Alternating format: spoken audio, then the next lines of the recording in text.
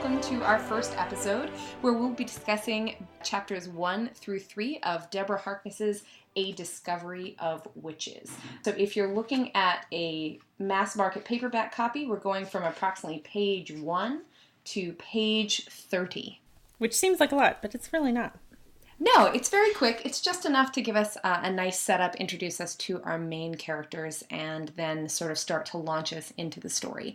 But before we get started, we thought we would talk a little bit about Deborah Harkness herself and about how her life and what she does finds its way into the books as we're reading so that you can keep an eye out for them.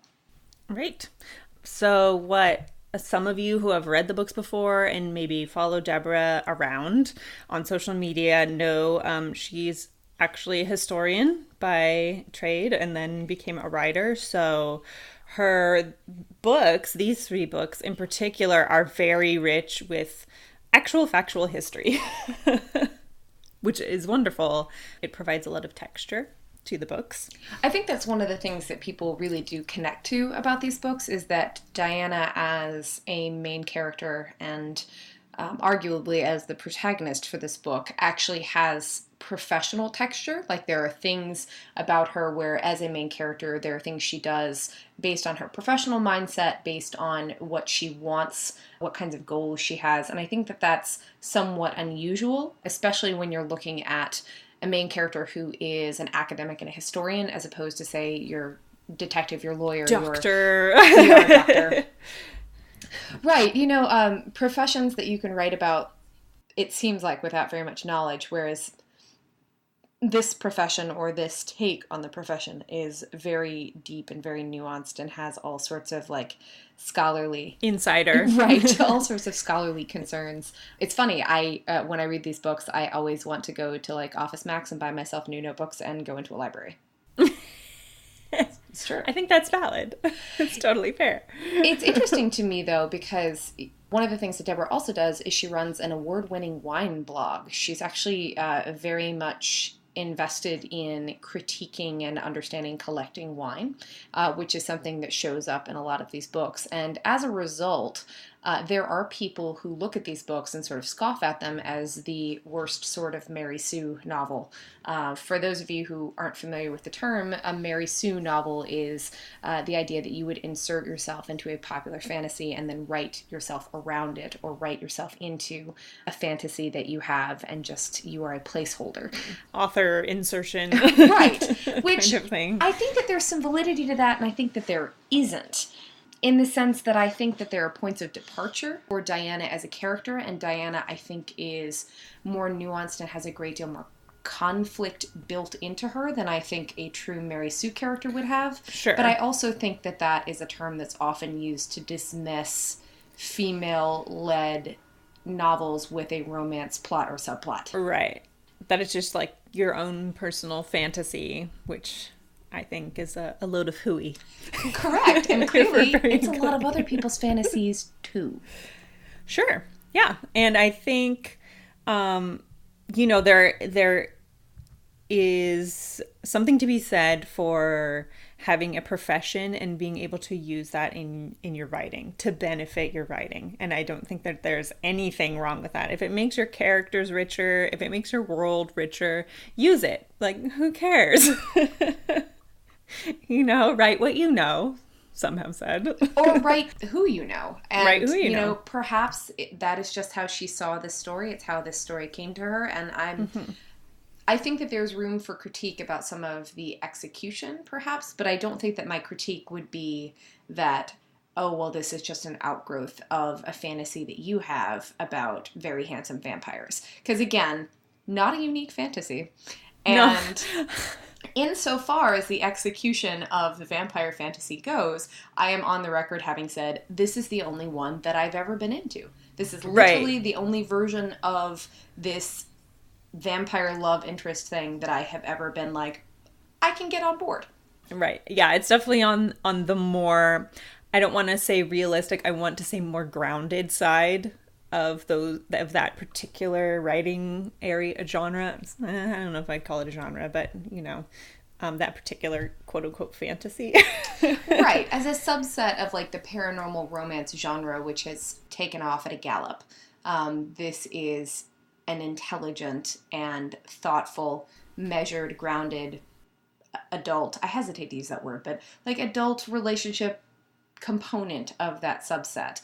I mean, granted, they never worry about the mortgage. We can talk about that later, but just throw that money around. Just all the money. All the money.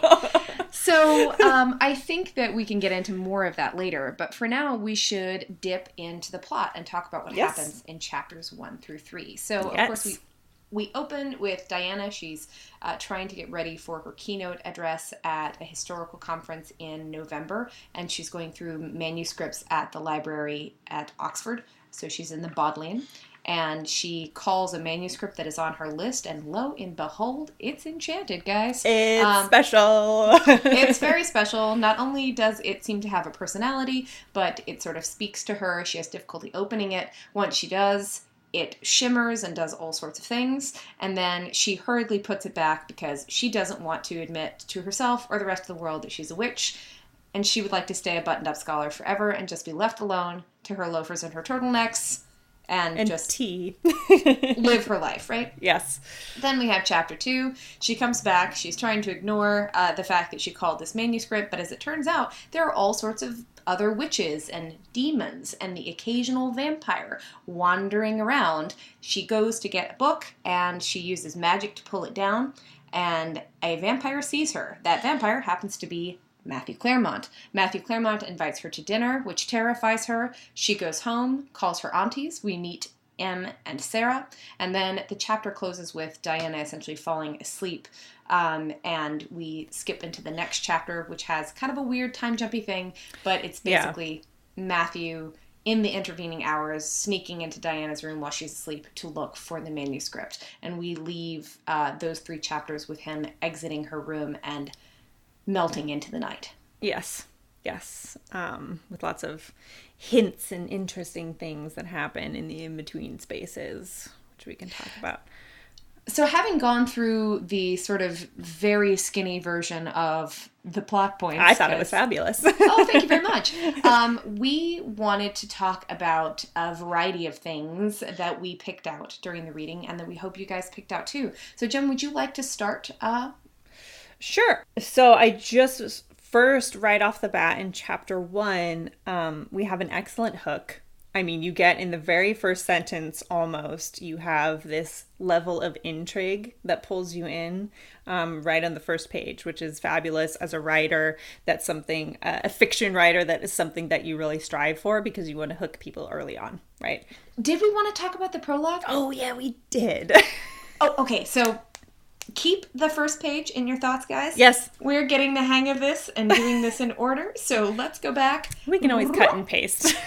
True. Let's go back a little bit to the prologue, and maybe we'll come back to the first page in a minute. So, do we think of this as a prologue or an introductory quote, or what would you call it? Well, so it's after the attribution, before the chapter starts. I guess it's not really so much of a prologue as it is, we can call it a quote. I guess it wouldn't technically be a prologue. I forgot to look up what it is technically, and that's fine. We can look it up later. Or you all can do your own literary research and figure out what that little snippet in the beginning is called if it's not a prologue. So yes, we have this very evocative quote at the beginning, right before chapter 1. And it begins with absence and desire.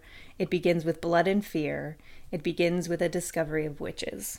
Which gives me chills every time somebody reads it out loud. Every time. I think it is an extraordinarily evocative triplet that speaks not only to some of the themes of this book, but of the trilogy. For our listeners, we have made the conscious decision to try and stay spoiler-free book by book for those of you who are going through the series for the first time. And so we will do our very best to stay in the chapters that we're talking about and not skip ahead or around in the series. And if we decide to do that, we'll try and do like a spoiler trailer to the episode. But that being said, this, I think, speaks very well even to the first 3 chapters for a couple reasons for me.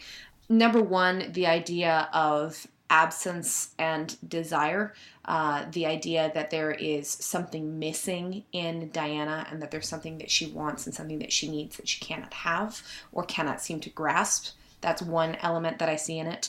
Blood and fear, I think, is very obvious, not only because we find out very early that the male interest or one of the main characters is a vampire. It's a vampire. It's pretty obvious.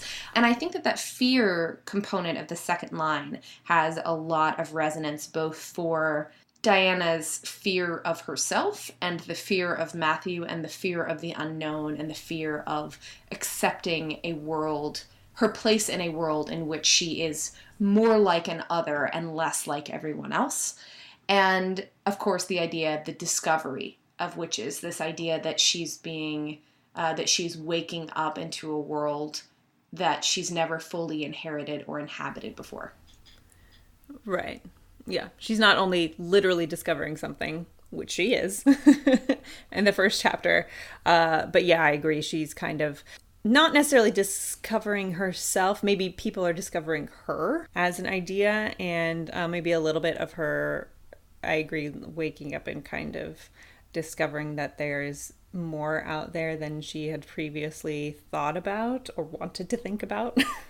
Which is kind of a fascinating place to start for a character because she is already invested in and accepting of a world in which witches, demons, and vampires exist. And so the idea that she, as a member of that world, is still not fully seeing, appreciating, or, as I said, inhabiting that world, I think is an interesting concept and one that I think we'll talk about a lot as we talk about identity and inheritance and history, both on the macro scale and then on the personal scale as we go through the book. Yeah, definitely. And I think we don't have very much context for that quote that's pulled out. We will get some later, not to spoil anything, but it will come up. And I think it is definitely it's a very evocative and a very interesting way to lead into the first part of the book. And it kind of grabs you even before you get into the first chapter. Right, and I like the structure of it, right? I like that it's a sort of a short incantation. I like that it has, I wouldn't say opposing elements, but it certainly has elements that within themselves have a bit of conflict and contrast and some depth to them. Like, they're not always comfortable words. I mean, especially absence, desire, blood, fear, witch. Like these really loaded ideas that can be almost as simple as you want them to be or as complicated as you want them to be in the framework of the story, I think is a really interesting choice as a writer. And I also think it's very clean in terms of just word choice and presentation. It doesn't go on and on and on. You get what you need. It's only 3 sentences. That's it. We don't need this entire, paragraph or pages long prologue to talk about these concepts. So I think it's presented in a very clean way. So absolutely. All right. So now we can go to page 1. So we were talking about the book. We were talking about the hook into the story, which is this discovery of this book in this library. And let me tell you, readers, anytime somebody comes out and says, it was unremarkable, that item is not. It's anything but unremarkable. Anytime an author is like, hey, look at this thing, it's fine, it's just a book. It's definitely not. And we discover that within the first couple of pages that it's more than just a book. And then we get introduced to Diana as a character while she's discovering this book in the library. I had a couple thoughts about the hook as well. I like that we enter the book and we enter Diana's consciousness through something that she is doing that is not only related to who she is but what she does professionally, but it also tells us a lot about her. In that second sentence she says, to an ordinary historian it would have looked no different from hundreds of other manuscripts in Oxford's Bodleian Library, ancient and worn. That first clause, to an ordinary historian, which is like a signal that she's not one. there's something else about her, but she hasn't front loaded that. She's put it towards the back of what she considers to be important to narrate to us. I think is a very interesting choice that tells us a bit about the conflict that we will see in Diana moving forward. I did want to ask you about, how do you feel, since we get it right in the first chapter, how do you feel about Diana's narrative voice, since it is first person narrative? How do you feel about her narrative voice? Do you like that she's the one telling the story to us? And how do you feel about just her in general as a character and a voice in the book? I think that I like Diana. I think that I like being with Diana, and to that extent in Diana, both because I think that she as a character serves as a very useful fulcrum for the story that is being told, but her character change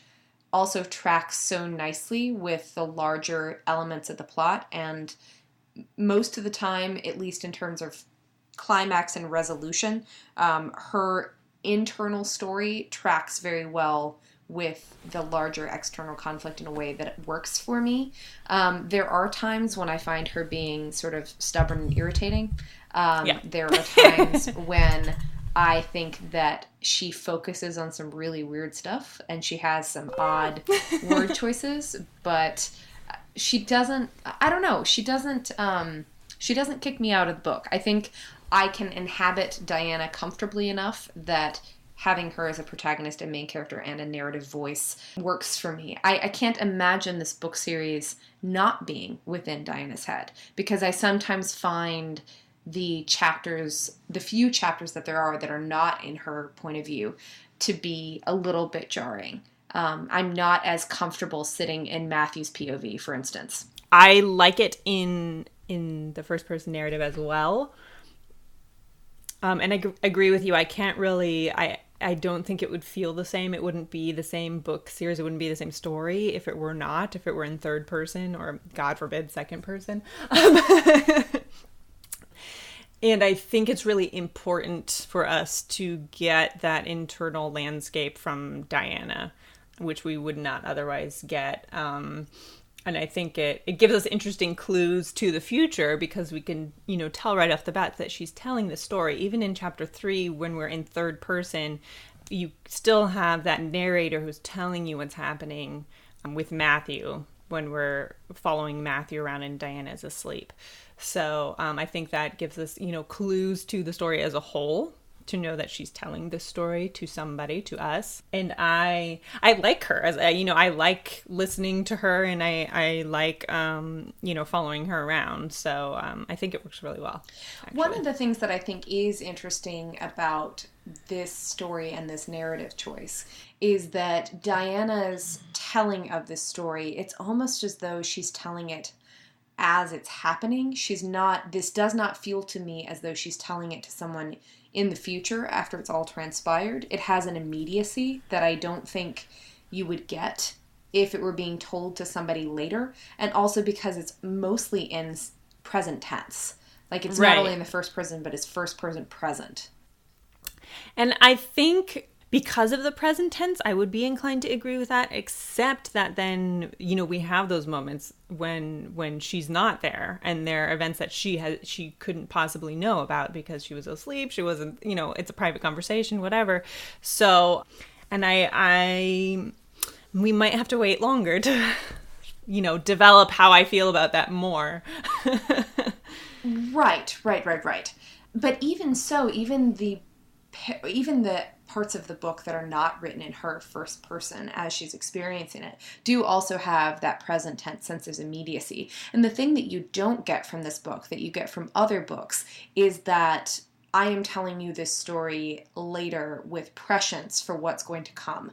So you don't get I would find out later that this was a terrible idea. You don't get any of that framing type language, so it feels like it's happening in real time, which I think is an interesting choice. And it allows us to spend a great deal more time in Diana's discomfort, I think, with herself than we would get if this were already all resolved and she were telling it to us later. So I think we should keep track of who we think is telling. We'll keep track of it. Right.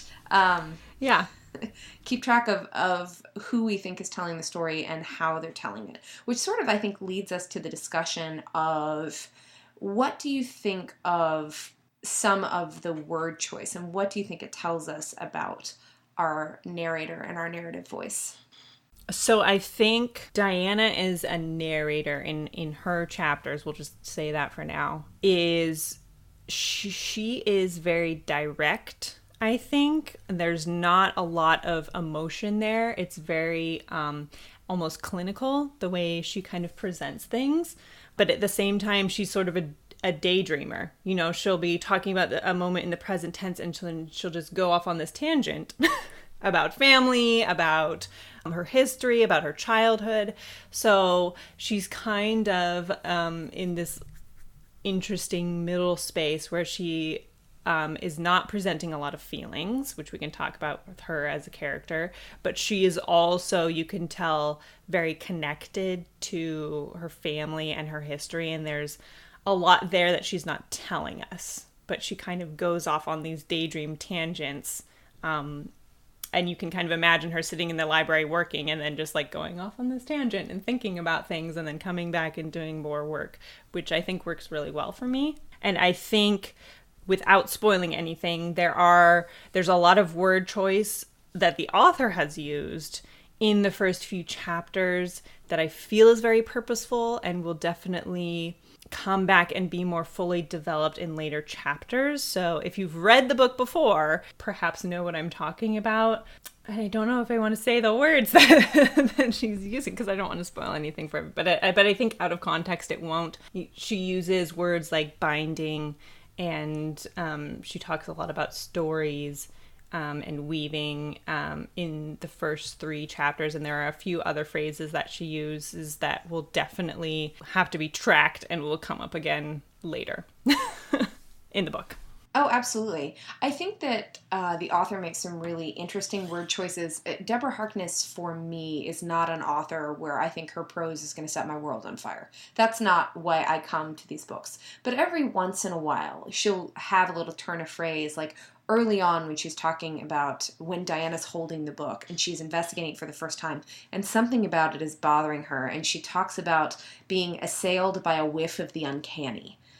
For me, that is such an evocative phrase to describe her relationship with this book, that it should arrive in her hands at this moment in her life, feeling the way that it does and having the response to her that it does, I think is a really nice moment. I think we can talk much later, perhaps after we finish the book, about the structure and whether we really believe that this is like an inciting incident, whether we believe that this is where the story really starts or whether that comes later. But I think that that's a discussion to be had in context of the entire book as opposed to now. For now, I think it's a really beautiful scene. And I think, in my opinion, this first chapter tells us a lot about Diana. For me, I pull out that she's strongly in denial about who she is and what she wants, which is perhaps where the absence and fear and desire come in.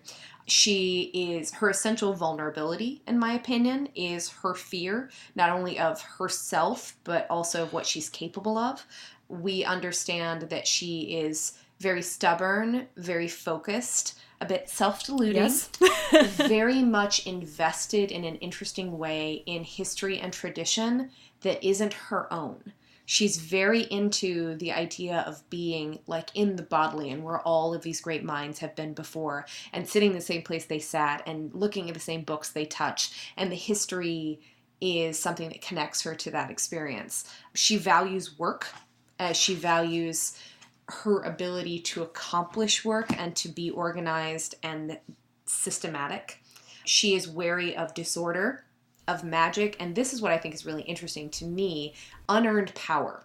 Like, one of the things that I find interesting in her characterization is how she talks about magic as a gift with strings attached that she's not interested in engaging with because it comes out of nowhere. And, what she's proud of is earning her degrees very quickly, getting tenure, being published. Those are the things that she values because she put work into them. She does not value the things that she perceives to come without the necessary toil. Work. Yeah. Work. Are there strings attached to magic? I feel like we will have to keep track of that a little bit. Both literal and figurative strings attached to the use of magic, I think. And I feel like you're right, she's like very invested in this narrative that she created for herself, you know? Like, this is not who she is, but she's like, I've made this story and I'm going to stick to it. Right, but that raises something really interesting for me when we look at the larger themes in the book. And I think that there is a very specific challenge to be made to the idea that any one of us is self-made. The idea that any one of us creates ourselves out of whole cloth, or that we can completely and utterly disconnect from either the people or the places or the culture or the things that raised us, or that there aren't things about us that are a necessary predicate for and a context for who we become. Right. So it's kind of natural reinvention versus manufactured reinvention, I guess you could say. Hers is very much like a manufactured reinvention. She was like, I am going to do this and it is going to fit and I don't care if it works or not. I'm going to do it. And I'm stubborn. Right. And I think some of that is about telling herself this story about security, right? Since I personally believe that her fundamental vulnerability is her fear of who she actually is, that she is telling herself a story that is very safe, and that she is constructing her idea of security by ignoring the things that make her uncomfortable, the things that she cannot control, the things that are more emotionally based. And obviously, I think that one of the great things that this first chapter does is give us this really great emotional backdrop for that. I think if she were just simply afraid, it would be one thing. The fact that she's afraid because it seems like her parents were killed for being different. Her parents were killed for being potentially special. Magic she views as being the reason that she experiences this tremendous loss, and that it has threatened her in one way or another, I think makes it a more interesting vulnerability. Yeah. And do we want to talk about her kind of relationship with magic at this point as a character? Because she gives us that beautiful little like foray back into her childhood. She talks about how she couldn't learn spells. You know, her aunt tried to get her to learn when she became a teenager, and she couldn't master it. But at the same time, we have her telling us that she used a spell in the washing machine. She used a spell to get the book. You know, she's done these things. And in fact, with the washing machine, she says she used one of her Aunt Sarah's spells, even though she's previously told us that she couldn't perform any spells when she was trying to learn. So I'm kind of curious what you think about that. Is it an inconsistency, or is she still lying to herself about her skills and, you know, the level of magic that she actually uses in the day-to-day, or is it kind of part and part? So I think it's part and part. And I think one of the more interesting things about that is I think that one of the worst things that Diana does as a character is take out her contempt for magic and for her tradition and her culture, for lack of a better word, her magical culture, on Sarah and the idea of Sarah's skills. I think that that is one of her downfalls as a character, is that she treats Sarah and Sarah's immense knowledge of and respect for the traditions of witchery, for lack of a better word. And Diana treats it with a certain amount of contempt. And so I think that that is both a fundamental misunderstanding for her of what her magic looks like, but also what Sarah's magic looks like and what they're both capable of accomplishing. So I think that she's in part in denial about what she's capable of, but she's also not looking at it real hard because she doesn't want to admit certain things about herself, I think. Right.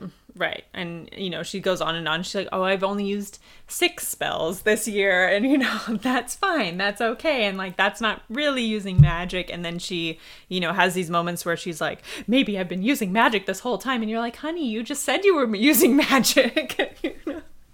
You've just admitted that you were using it, so why are you surprised? Right, absolutely. I wanted to go back really quickly, and then we can dip back onto this topic. But one of my favorite things, actually, about this first chapter is the description of Diana's parents and of their marriage that I think informs a great deal of what we also understand about what Diana is looking for. And Diana is a character who we meet in isolation, where she's got people on the periphery, perhaps, and she has Em and Sarah, who we'll talk about shortly, but she doesn't have an inner circle. No, she doesn't. And she's very much isolated and very much appears to be content to be isolated. But she does speak with certain wistfulness about her parents, and specifically her parents' marriage, right? She talks about, I just always think of Stephen and Rebecca sitting down to dinner on a Friday night by candlelight drinking wine and being like mutually thrilled with each other's brains. Yeah. Right? And that's kind of what it sounds like, but I think it also informs for me what Diana is sensing in terms of her loss and her wistfulness for connection is for that specific kind of intimate, personal, somebody wants me for me type connection. Oh, we were talking about Diana using magic. I think it's really interesting. If we could look at page 6, and she's talking about, I shook myself and focused again on the dilemma that faced me. The manuscript sat on the library table in a pool of lamplight. Its magic pulled on something dark and knotted inside me. I think that that's really, really interesting, and that maybe she's keeping track of the number of times she uses magic, both to measure her own self-worth in her eyes, like she is worth more if she uses magic less, but then also this idea that the magic not only can't be controlled, but it is somehow bad, like that is somehow qualitatively not a healthy or wholesome thing to have or to possess. Yeah, and I think maybe when you're talking about Stephen and Rebecca and their use of magic, the use of magic that Diana talks about them doing is really all like household chores. So, so you can see how her fixing the washer machine, she's like, doesn't see that as the same thing because she remembers her parents, doing the dishes and that all was fine and was fun for her when she was a kid. And then you have that other piece of magic that is outside of the household. She talks about the incident with her mom, and that part is scary for her, and that part is the part that you can't control and she doesn't understand. But she understands the more concrete, applications of magic in the literal world. But what she doesn't understand and is afraid of is this more theoretical kind of like, what are the other things magic can do? Can they just conjure things out of water? Right. Well, so there's a paragraph I want to get to in chapter 2 later that sort of speaks directly to that, where I don't think Diana's making a lot of sense with respect to her magic. But then again, when does she ever? Like, I'm looking at page 9 where she's talking about why she chose history. And she's talking about all of these characters. The only voices in my head were the ones from 16th and 17th century literature, and this was entirely attributable to great literature. Yeah, sure. Yeah. Think whatever you want. You've just gotten through talking about how you happen to play Ophelia and all of a sudden you nearly drowned yourself in a lake. And your hair grew. And your hair grew like at crazy lengths and people were trying to fight duels over you. Yes. And then all of a sudden, just because you decided to study something else, everything is fine, dandy, clean, like you're in a nice little bento box world. It's just great literature. It was just Shakespeare. Just coming to life. Just Shakespeare. Happens with all the great authors. Like, does it really, Diana? Like, come on. Right. And do you really believe that somehow if this was happening unconsciously before when you studied theater, that when you started studying history, all of a sudden the magic was like, ooh, we don't do history. History is boring. It's too boring for us. It's not dramatic enough. Exactly. Like, we can't make your hair grow for history. No. So I thought that was really interesting. She's just so repressed, poor thing. She's just like... Well, the worst part about it is that, like, she's self-repressed. Yes. Like, it's not even that there are other people that are like, no, repressing her. You won't do this. No. Everyone else is like, please do this thing. And she's like, nope. No. I will not. Right, exactly. I also think it's interesting that she chooses to study the history of science. She says later on, jumping a little bit ahead, that talking... Just a couple chapters. Just a couple chapters to talk about scholarship as biography, that you pick the things to study that you're most interested in about yourself. And so I think that this whole discussion of like, well, the history of science is perfectly rational. There's nothing remotely magical about that. And Sarah, as truth teller, in my opinion, Sarah as the person who like is trying to set Diana straight is like... Sarah's the cold water. Sarah is cold water. Sarah is like a smack on the butt, right? And she's like, well, I don't know, Peanut. There's a lot of magic in that. Yeah. And I love how, she's like, oh, this can't possibly, everyone else, it's it's autobiography, but with me, it's definitely not. I've just picked something rationally and randomly because I wasn't good at math. Right. But isn't that something that we all do, where we sort of rationalize choices in that way? And I thought I think that's really interesting about her. What's more interesting to me is this idea that she believes that her life is her own because she doesn't use magic, that she can divorce herself from where she comes from by virtue of the fact that she chooses not to use this thing that's a part of her.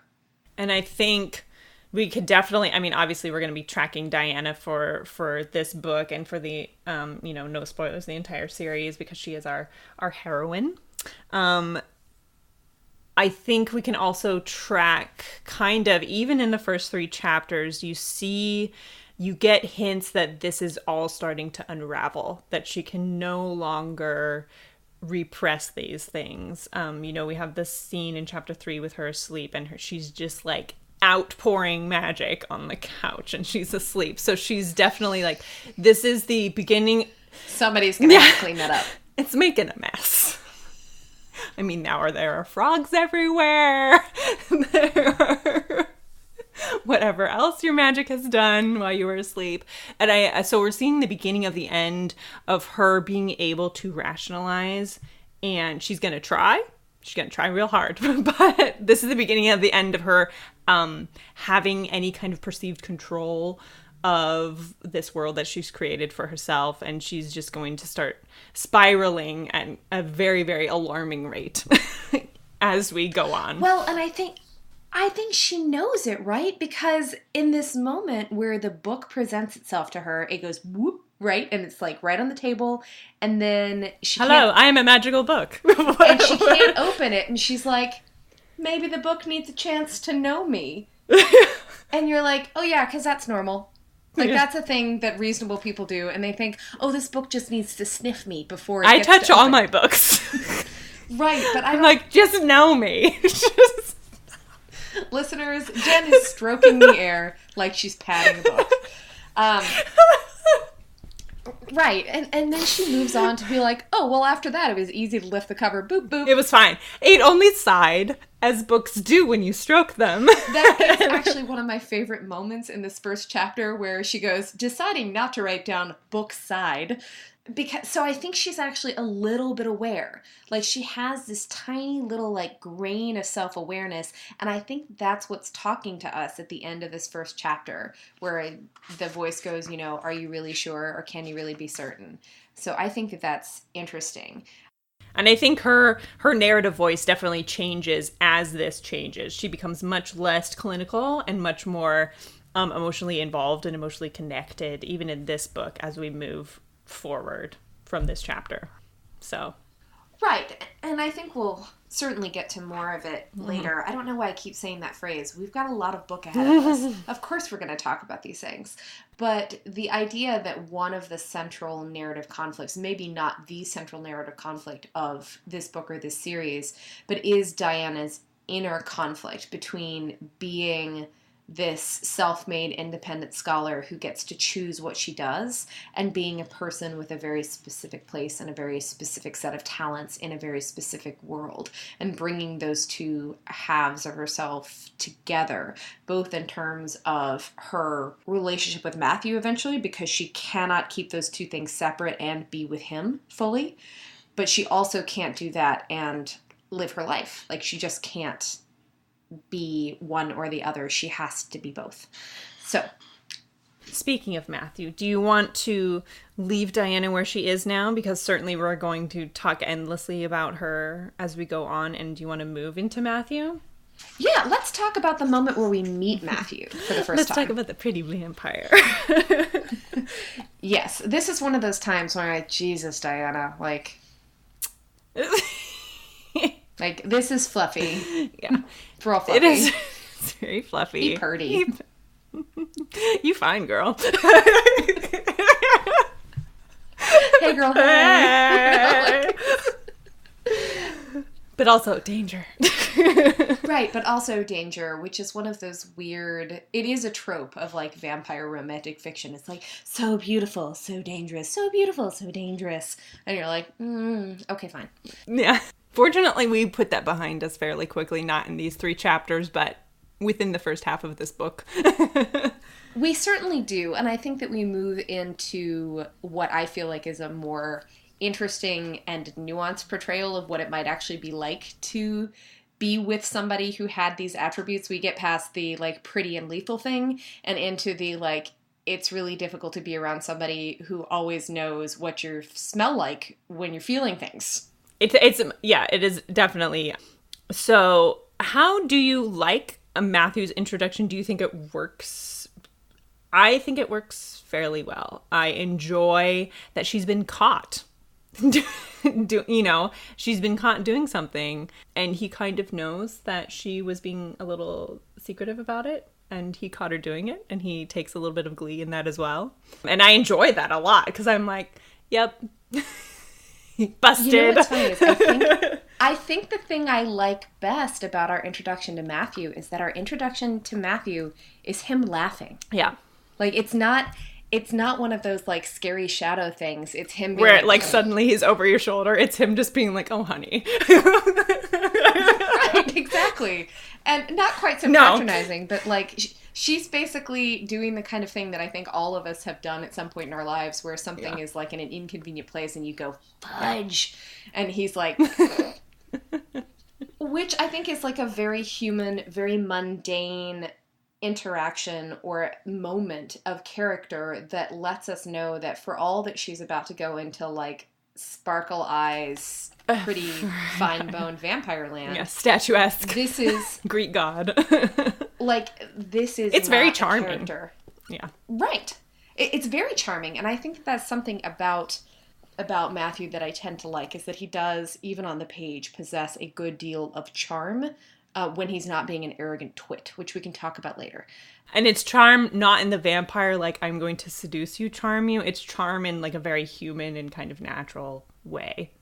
That he is, as a being, very charming and very grounded, I would say. Right, absolutely. And there's so much to talk about in that respect. There is that one paragraph on, like, page 17 where she's in the middle of she's just felt the 2 icy patches on the back of her shoulder blades, which, by the way, also an indication that she's always using magic, because it doesn't seem like anybody else has this, like, magical alarm system for who's looking at her.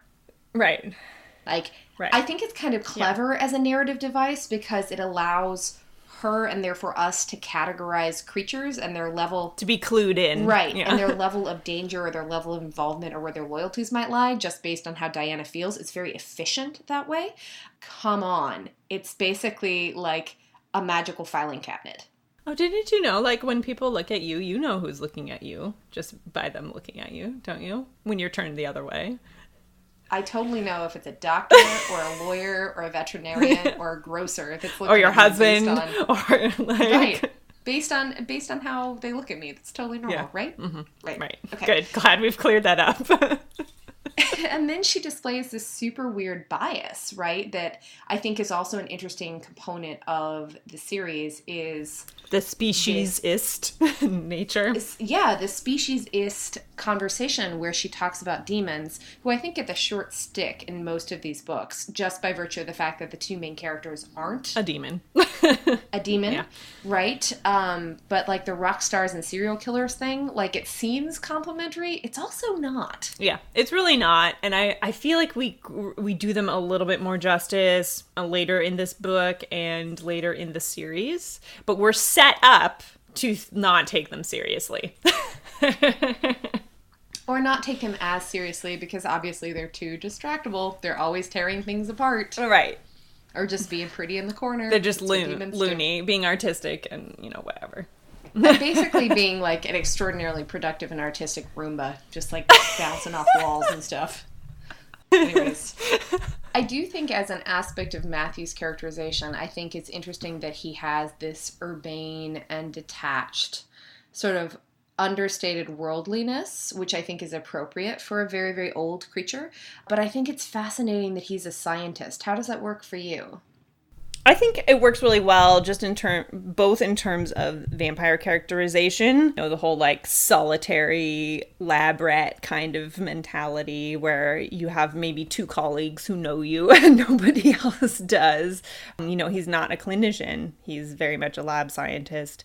And I think it provides us an opportunity later in the books because of his profession to have some, excellent plot development. And we really get to use that. It's not just like a placeholder, like, oh, he's a scientist, let's move on, we're never going to talk about it again. Like, it's an important part of the story.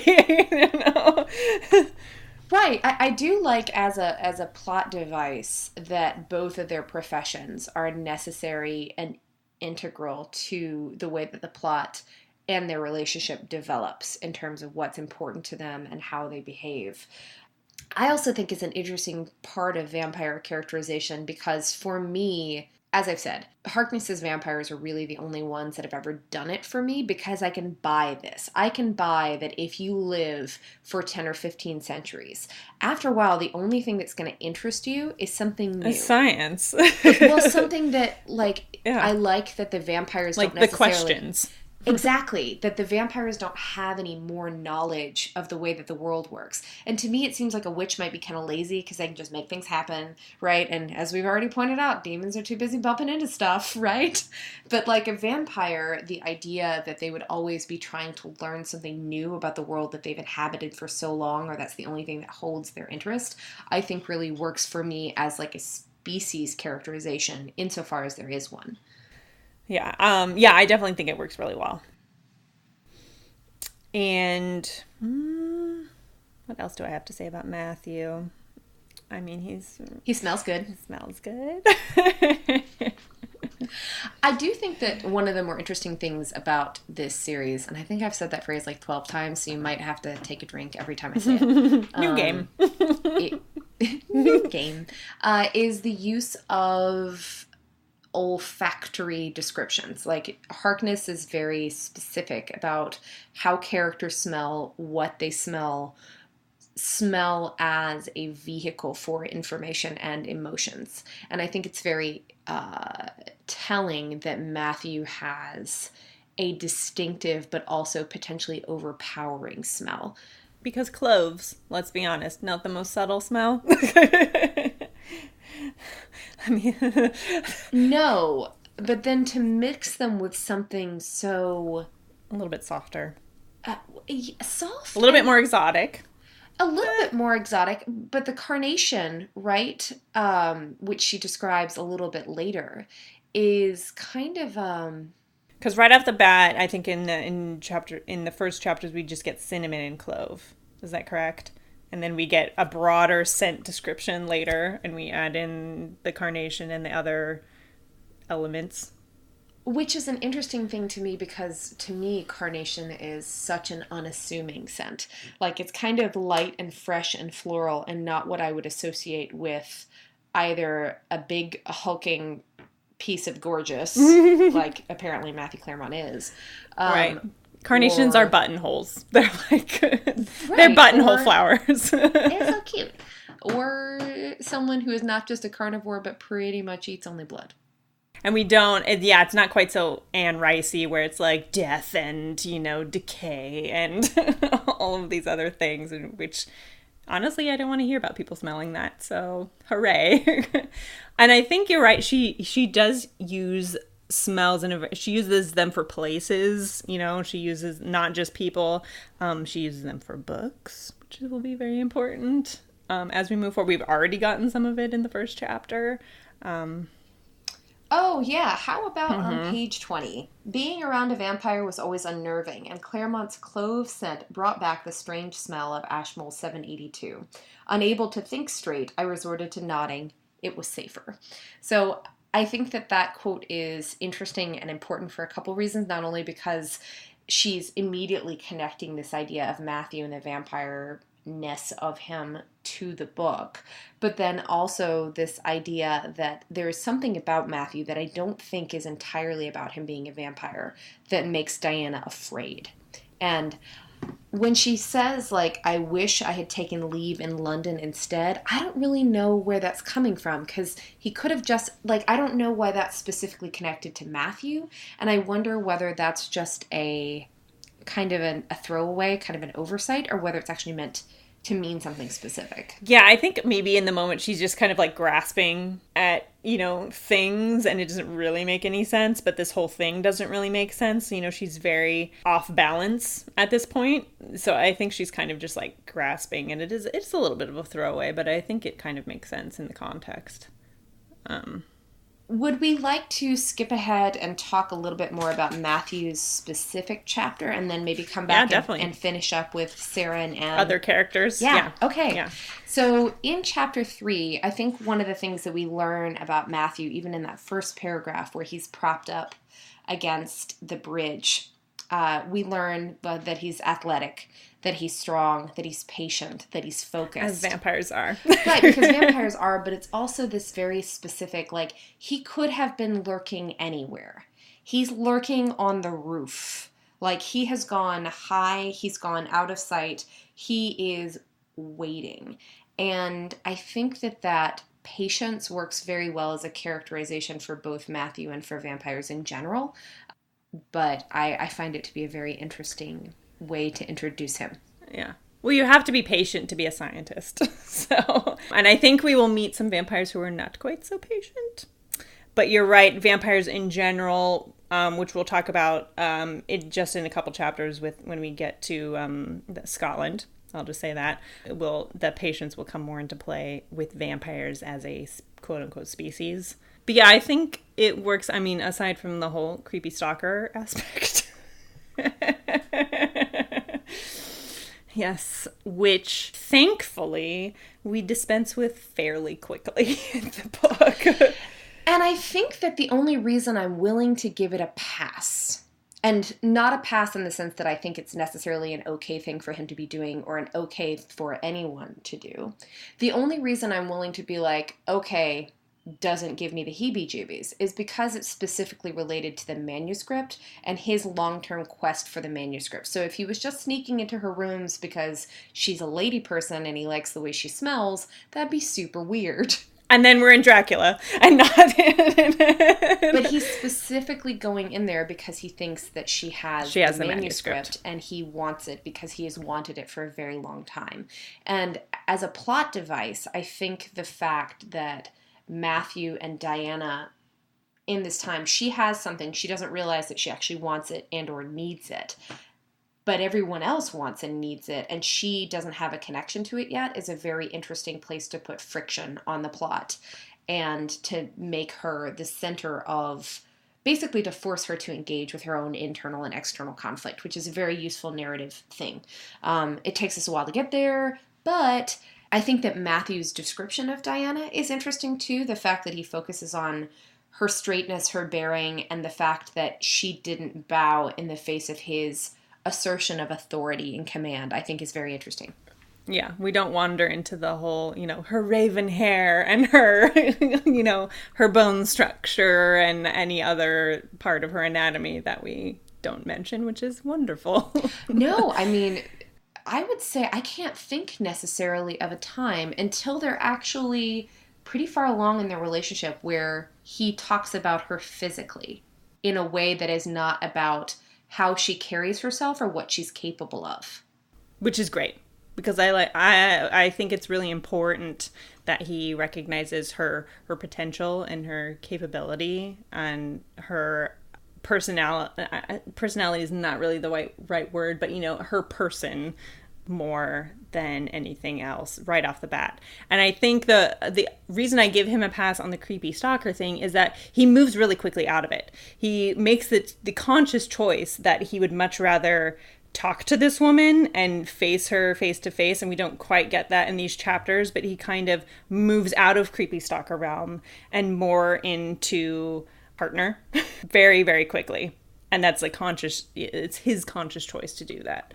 So, and it's based on a curiosity, I think, about her capability, which is demonstrated, the sort of latent capability demonstrated by the waves of magic moving through her, which I think is an interesting character thing. The one physical thing he does notice is her backbone, right? Essentially that she squares up in the face of conflict physically, and her smell. Like, he doesn't say what it is yet, but he does say her distinctive scent.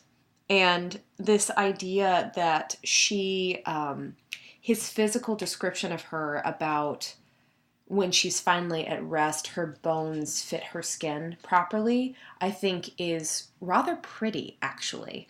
The idea that she is constantly a little bit stretched. Ragged. Yeah, a little ragged, a little stretched.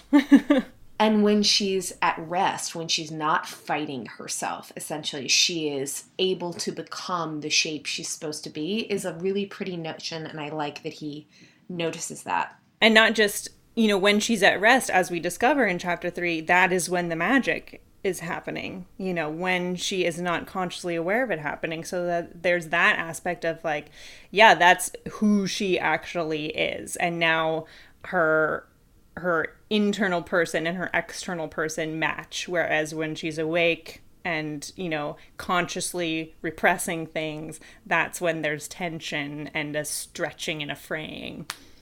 Right. Well, and I think that's interesting for two reasons. One, because that's how her mother was. That's how she describes her mother, is when her mother's at home using magic, being Rebecca. She is the fullest expression of herself, and she comes alive. She's different. And it's like she's floating. Right. And then secondly, this portion where Matthew, as he stands there getting distracted, watching her for 3 or 4 hours, which is apparently a thing vampires can just be like, boop-a-doop-a-doop. Yeah. But he kind of does it, he's unaware that it happens, and he kind of comes to awareness and he's like, was I really just standing here for like 4 hours? Whoops, my bad. Oops. I guess I better be going now. Yeah. But he is more aware in some ways of her fundamental internal conflict than she is, or of what might bridge that conflict. And a thing that I tend to like about Matthew is his recognition of Diana's inner struggle, and generally speaking, when he tells her to embrace or own and confront that struggle, it is the right choice for her, and he's always about being the full Diana. Right. Which we get, I think we will get that in our next reading. Is our next reading when we get yoga, or will that be the one after that? We haven't discussed very soon. Very soon. But that is something that he will encourage her to do really, really soon on. So it's not really spoiling anything. You're going to get it. If you haven't read it already, it's coming up in the next couple chapters. So one more brief thing about Matthew is a point of contrast between him and Diana. If we're on page 28, where he's talking about still, there was no chance that a witch, a bishop, would have let the volume slip through her fingers. This idea that Diana is consciously trying to divorce herself from her past, her history, and her people, and Matthew as a vampire, and I think because his entire life is one long, intergenerational family drama thing, he's very much aware of the fact that who you are and to the people to whom you are born matters. It has something to say about who you become. And they have that as a contrast, where she's trying to make her own way by herself, and he's very much invested in this, I am Matthew Claremont, that means something. Yeah. Yeah. And she's trying to ignore it. And he's more accepting. So you had some thoughts about Em and Sarah. We get this phone call with Em and Sarah, and you wanted to talk about it. So let's do it. So yes, I do have some thoughts on Sarah and M, and in as much as we get of them in the first 3 chapters, which is not very much. And one of my thoughts may be controversial, but I'm just going to come out and say, overall, generally speaking, I think Deborah Harkness does a really good job with characterization, and I think she makes very interesting and unique characters, almost without exception. There are a couple of characters that are going to come up later that I have problems with, that I think are not very well done and are not very distinct. The problem I have with Sarah and M is lesbian witch couple, which I read it and I was like, really? Lesbian witch couple? We're doing that? That's a thing. And I like Sarah and M as characters. You know, as we meet them, as we learn more about them in the books, I really, really enjoy them. But our first introduction, I'm like, okay, so that's fine. Right. And the particular presentation of their sexuality, in terms of Sarah being sort of like granola and grizzled, and my other car is a broom, and the performance of that identity, I think, is a little bit problematic, and it could be more nuanced. And the way that it's introduced is sort of like, it's kind of like waving this weird like flag that's like, this is going to be okay in the context of this book series, and you're like, it's sort of treated matter of fact, and it's sort of not. Yeah. In a way that I find it's not my favorite. It's not my favorite introduction of any character. No, and I think you're right that it is a little bit, we're like, woo, lesbians, and then like magical lesbians. And everyone thought their relationship was fine. Like, there's literally a sentence that almost says, everyone thinks their relationship is fine, and you're like, okay. So right, and it's like, in terms of the writing craft, I'm going to go ahead and front load and say, I am not a writer. I have learned a lot of things by listening to writers. But you are a reader. I am a reader, and I think it would be more efficient to talk about that representation and just treat it as it is, without any commentary on like how other people view it, or how other people receive them as a couple. Like, just show them doing couple stuff and nobody making a fuss. And that's how you communicate to me that this isn't a source of conflict for anybody. Yeah. And even for me, you know, having them, you know, come on the phone and we get Sarah first and then we have M picking up the other line.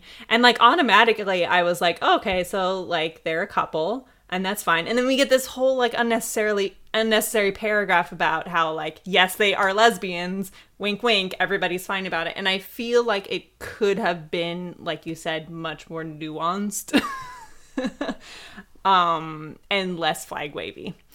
And I understand that everyone may not hold that opinion. And I understand representation, I would agree, is really important in books. It's just this particular trope is, at this point in time in history, in our history, is a little bit cliche. Right. And I think that it's important and interesting in some other book seminars that I know that you and I have both participated in.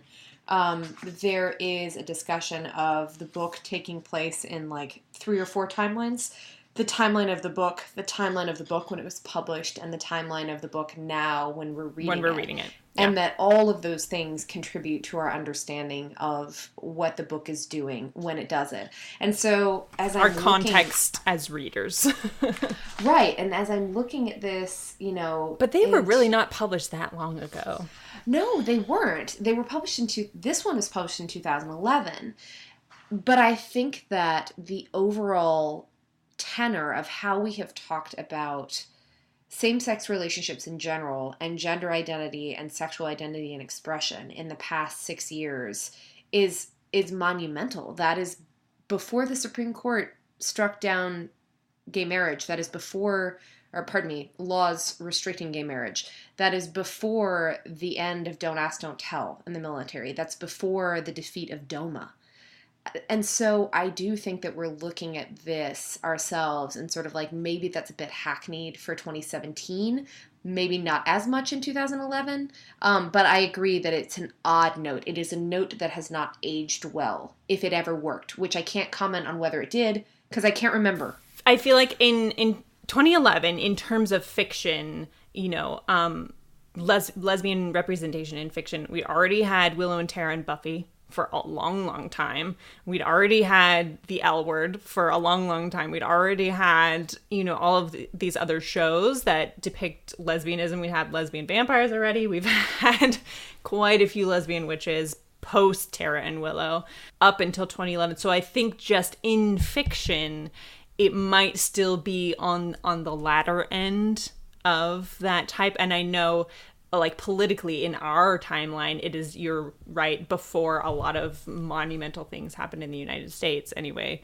But I think in terms of the fiction that was being put out pre-2011, it is still a little bit dated to me. And I understand if people feel differently, Yes, and I think that it's fair to say that the two of us, or at least speaking for myself, as a cisgendered, hetero, Caucasian, white female in a marriage, right? Like, I perhaps have a different view of this, and I would be interested to hear from anybody who has a different gender or sexual identity than I do express their feelings about this characterization.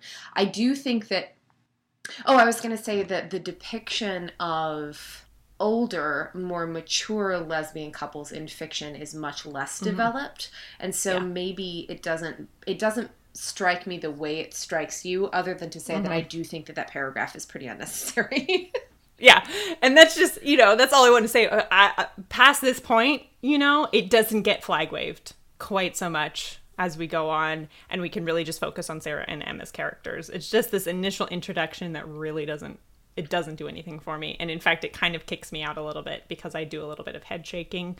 And again, if you have a different opinion about it, or if you see it in a different way, I would love to hear about that. Absolutely. But yeah, that's just how I feel about their introduction, not necessarily them as characters. Yeah, I think that's a good way to put it. So what do you think of them as characters? What role do you think they play in the story? So I would agree with you that Sarah is definitely is the truth teller. She's the cold water. She's in some ways kind of like the chorus telling us, I had that this same is what thought. Actually is going on. Yeah, she's like a gut check. Yeah, because Diana is so unreliable sometimes, and then you have Sarah come in and be like, actually, this is what has really been going on. Thank you very much. Maybe that's a larger question in fiction about how often we can really trust a first-person narrator to be honest about themselves. And does that say something about our ability to be honest about ourselves? Yeah, I think you're right. I think a lot of first-person narrators are unreliable. Off the top of my head, I am struggling to think of one that is more self-aware and is, leans more towards being truthful with themselves and with the reader. She gets more truthful as she goes on, but even in this portion of the novel, I'm looking at page 23, she is in the middle of this conversation, and she describes herself and said, I sounded harassed, right? Which tells us a couple things. One, she knows she's being kind of a shit. Number two, she knows it's not entirely justified. Number three, she is listening to herself and being like, okay, they have a point. Number four, that these are people who can serve as a gut check for her. That they are people who can ground her in a better understanding of herself and who she is. But that she kind of actively avoids because she knows that. She certainly does. And there's only so much of that she can take. And she's kind of like, do I want to talk to them? Like, can I handle this right now? No, yes. There's a fascinating bit where she chooses to call them rather than waiting for Sarah to spring herself on her unannounced. Right? Like, she's choosing to manage her relationship with them. She wants to be more grounded and, collected when she speaks with them, even though she knows it's all BS. I mean, trying to keep a clean podcast here. So. What do you think of her statement that they wish she would take her magic seriously? What do you think that means? Well, I think I know, and I don't remember specifically how much we get of it from this conversation with Sarah and Em. I know we get a lot more in other conversations, but just Sarah is really like deeply and appropriately worried about Diana because she is untrained, and we get more of that later, so I don't want to say it, but you know, I think there's a certain level of concern that is not unjustified on the part of Sarah and Em with regards to Diana, because she's just out there in the world, repressed and in denial, and they know it. And they're like, so they're kind of waiting for the other shoe to drop a little bit. I think that's a great way to put it, where she's just sort of fumbling around in the dark. And it's an interesting point of characterization for me because Diana is self-described as being incredibly precocious about everything else. But when it comes to the thing that she was literally born to do, she's like basically a neophyte. Yeah. So, yeah, I think Sarah works really well in that way. And M, too, to a certain extent, although M is much more of like a tempering kind of maternal presence. And she's much more, I think she's much more understanding of Diana, and she knows how to, which I love, just the little character aspect of like, of Diana and Sarah on the phone, and then M picks up the line because she knows she has to moderate between the two of them, you know, and she's kind of in between them, and you have the three of them on the phone, and M's just kind of there to be like, okay, but maybe we don't have all the facts, and maybe, you know, there's this. Maybe he knows what you look like from the back of your book cover. Yeah. I really like M. I think she's just adorable. And very, like, she's not naive, but she's the peacemaker in the group, and she's just trying to, like, be like, maybe there are things we don't know, and I'm sure it's all fine. Right. I mean, she's like the oatmeal cookie, yeah. You know, like, she's, like, sweet and warm and soothing, and, like, M is probably not generally going to surprise you, other than the fact that you are already, the one thing about that introductory paragraph about Sarah and M that it strikes a chord is M's characterization and Rebecca Bishop's characterization and wondering what drew them together. When you have the description of Rebecca as being so charismatic, so special, so different, being able to quote-unquote out-magic all of these other witches, and then you have M, who's kind of unassuming, as her best friend, and you wonder a little bit what that connection is. And I kind of feel like M is definitely, because she had such a good relationship with Rebecca, if M is kind of somebody who you underestimate a lot. Like, you get her and she's just adorable and she's precious, but you're like, at the same time, you know, she was really good friends with a really powerful, you know, witch. So there has to be something in her. And, you know, we've been told that Sarah herself is actually, you know, more conventional, but still very competent with magic. So accomplished seems to be the way to describe Sarah. Is that whatever was within Sarah's grasp to master about the craft is what she mastered. You know, she was very dedicated to knowing how to do the things that she's supposed to be able to do. I am sort of mystified by portions of this conversation that I'd like to talk about, especially this whole thing where we have this exchange between Sarah and Diana. It's on page 24. I'm just going to go ahead and read it. You draw creatures like flowers draw bees, Diana, but demons aren't half as dangerous as vampires. Stay away from him, Sarah said tightly. I have no reason to seek him out. We have nothing in common. What? Like, is that really your response? It's like, it's because Sarah's saying this very clear, like, stay away from the edge of the abyss, Diana. Right. And she's like, well, there's nothing that interests me about We don't the even abyss. like the same sports.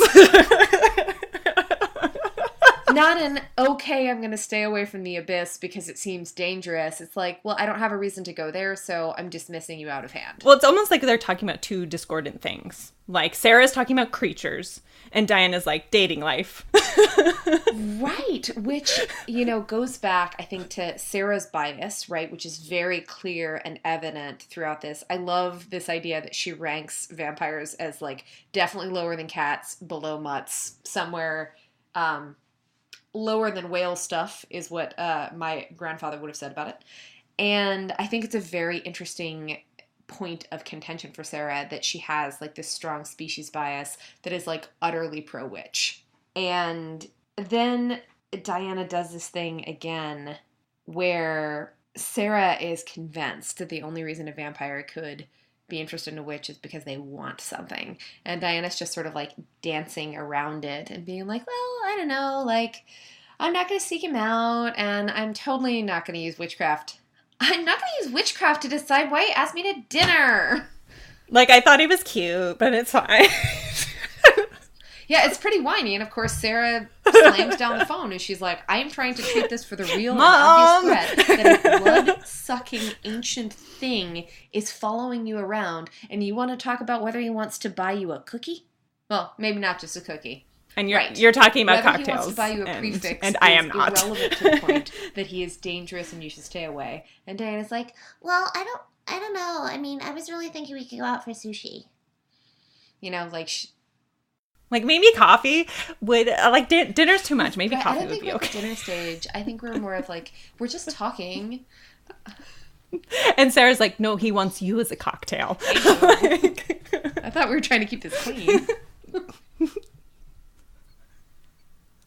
You know what? It was clean until you went there.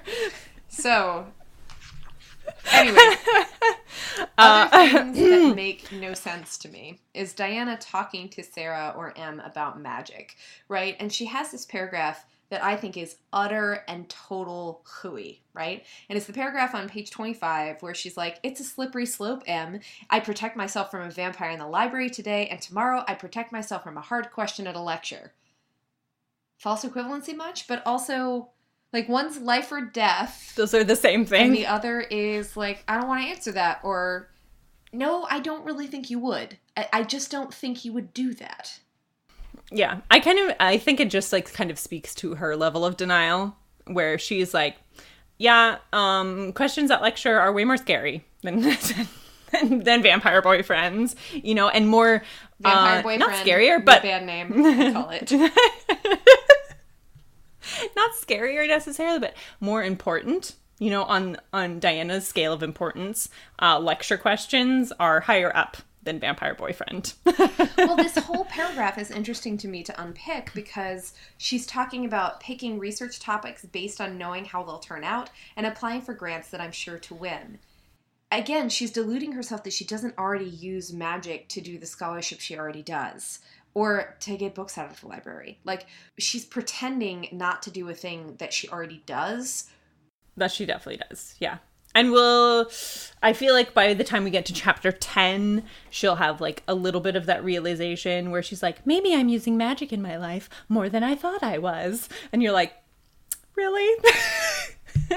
That won't come for a few chapters, but yeah, she's deeply, deeply in denial about her life. And I think it all comes back to this idea of her identity, right? Where she says, if I start using magic, nothing would belong entirely to me. I don't want to be the next bishop witch. So she doesn't want to accept the birthright and her inheritance of the kind of witch that she is or could be. And I think this ties nicely into her loss of her mother and father and the idea that if she builds her own life, she can escape the traumatic consequences of power, of unearned power, of playing with power, and of not being entirely in control. Is that all the smart stuff we have to say? I think that's all the smart stuff. Do we have any squeeing to do? Yeah, Matthew's really cute, and they, like, meet in the library, and you're like, wee! Yeah, there is a part of me that's like, a boy you met in the library? Mm-hmm. Okay. Yeah. I'm on board. He's handsome. He's a doctor. He's a scientist. He's in a library. Yeah, I do appreciate that, like, unlike Twilight, which is one of those series to which this is almost always compared, I do find the idea of a doctor in the ER, an ER doctor being a vampire, like, a little harder to swallow. That doesn't work for me for some reason, but the idea of, like, somebody hunched over books late at night or, like, in a lab coat somehow...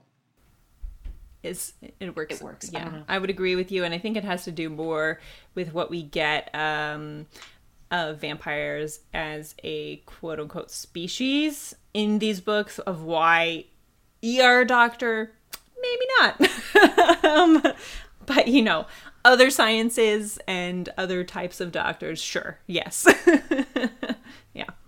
Others squeeing tea and atmosphere and, rowing, and it's all lovely, lovely descriptions of London, or not London, we're in Oxford. Excuse me.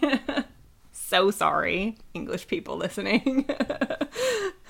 Yeah, one of the reasons that I love the real-time reading for her books is because fall is my favorite season. Not to go, like, all basic on you, and everybody knows I hate pumpkin spice and everything associated with it, but these books speak to me of a particular season, and that is fall, and it's my favorite, and I find them to be very evocative, not only of the feeling of returning to academia and intellectual pursuits, but then also, like, that little bit of mystery and the darkness closing in, the close of the season, and I think that that's really lovely. So I return to this. It's atmospheric. Very atmospheric, and I feel like the descriptions, just having the fog and all of that stuff is I don't want to say stereotypical, but fantasy has a way of tying in atmosphere to a character. And so having, all of the fog and that chill and kind of the general atmosphere that we get from being in Oxford ties really nicely to Diana's character and to the relationship that we kind of see the beginnings of. So I think that's really nicely done and appropriate to the story. Yes, and I think that what's appropriate to the story about it is that, much like Ashmole 782, for Matthew and Diana, and for all the characters in this book, as we start talking about time later on, like, Oxford itself and the places that they appear are a palimpsest as well. Like, there are layers of time and characterization and meaning in places that I think is a really both a concept that rings true for me, but also one that I think works in the context of this series. And so. Just nerd squeeing, palimpsest, and the idea of the palimpsest was just like, I was like, ooh, giddy. I was like, it's such a cool concept, and it's something that I knew existed, but I couldn't remember, the word for it when she started, describing it. So we have this whole kind of like deeply layered, and we have a specific word and description in academia for it. And I, as a book nerd and kind of like a history nerd, I was like, ooh, yay. That tickles me. I mean, stories about magic books almost always get me anyway, but the fact that there's, like, a not half bad looking vampire and a main character who I can stomach and also enjoy, who is potentially going to interact with said not-so-bad-looking vampire, works for me. Yes. So I very much enjoy that. I think that should bring us right up to talking about our next reading. And looking at the length of the chapters, I propose that we maybe go from 4 to 7 next time. That gives us a good 30 pages or so. All right, so in our next episode, we will be talking about chapters 4 through 7. And that takes us up in the mass market paperback to page 74 of A Discovery of Witches. I don't know what the time hack is on the audiobook, but I'm satisfied I can find out. If you have anything to say based on our discussion today, and we hope that you do, you can find... Yes, we want to know. You can find us at Chamomile N, as in November, Clove on Twitter, or at ChamomileandClovecast@gmail.com. If you'd like to follow me on Twitter, I am at Calintriall, CAITLINTRIALL. And you can also discuss with us using the hashtag CCAlchemy. And you can find us on our website, where we're going to be posting all kinds of things, episodes, as well as other blog posts that we feel necessary at the time. And our web address is chamomileandclove.wordpress.com. And for those of you who have been through the series before, you may or may not know that the All Souls Con is coming up on September 23rd. So by the time this episode comes out, you'll be a couple days away. As far as I know, it is still free to attend online, and you can stream it. So we may do a special episode or something about some of the news that is released during that conference, or anything we hear about that we think would be interesting to you. So thank you so much for joining us, and we can't wait to talk to you next time. Thank you so much. Bye. Bye.